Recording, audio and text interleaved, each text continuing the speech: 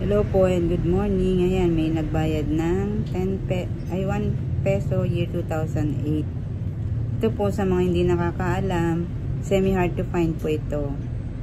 Pero itabi niyo po muna kasi wala pa namang gaanong buyer. Ang hard to find po at may buyer na ay yung piso na year 2005. Ito pong piso na to, 2008 at saka yung 2006. Yung 2006 medyo may naghahanap na din, may bumibili na din. Pero itong 2008, itabi niyo po muna. Yan.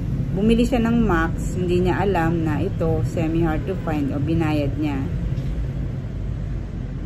Kaya po kayo, pag makahanap nito or may naisukli sa inyo, sa jeep, yung mga namamasahero, pag may naisukli po sa inyo, tabi nyo.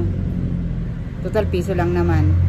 Hindi naman siguro yan, hindi naman sayang ko itatabi nyo kasi kung tataas ang value niya, magiging sulit yung pagtatabi nyo.